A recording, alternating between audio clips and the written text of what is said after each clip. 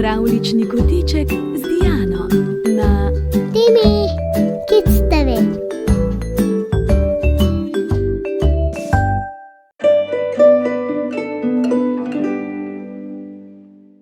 Kraljevski orel.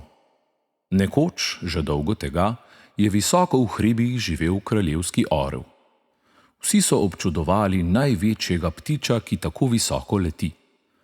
Z neba jih je glasno pozdravljal, prijatelji pa so mu mahali.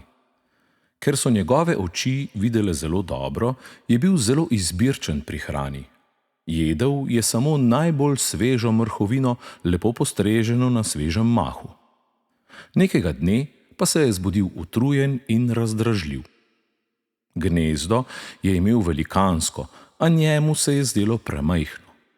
Nikakor se ni uspel udobno namestiti, da bi se naspal.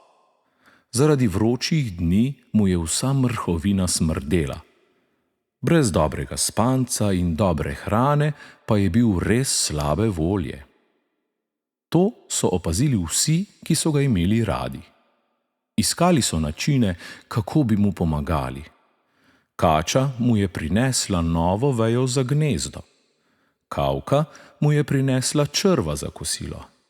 Miška mu je prinesla mah za na mizo. Kraljevski orel pa jih je vse odgnal. Veja je bila preveč zvita, črvov sploh ni maral jesti, mah pa je bil presušen. Vsi, ki so ga imeli radi, so bili užaljeni. Želeli so mu pomagati, a njegovi razdražljivosti ni bilo konca. Te noči je hud dež namočil njegovo gnezdo in ga uničil. Kraljevski orel je bil lačen, premočen in zeblo ga je. Tokrat ni bilo nikogar, ki bi mu pomagal. Preutrujen je bil za letenje po močnem dežju, pa je z veseljem pojedel stare črvičke, ki jih je našel na tleh. Spal je tokrat kar v mokri travi. Najedel se je in naspal, slabo voljo odgnal in nekaj novega spoznal. Naslednji dan je obiskal vse, ki so ga imeli radi. Opravičil se je kači, opravičil se je kavki in opravičil se je miški. Priznal si je, da je bil razdražljiv. Tudi njim je priznal. Ali so mu odpustili? Seveda. Ali bodo pozabili na njegovo slabo voljo? Zakaj pa bi? Vsak od nas ima včasih slab dan. Pomembno je, da ugotovimo, zakaj smo razdražljivi. Zaradi slabe volje nam ni treba odgnati vseh, ki nas imajo radi. Skupaj z nami si želijo leteti gor in dol. Kraljevski orel je od takrat letel s svojimi prijatelji.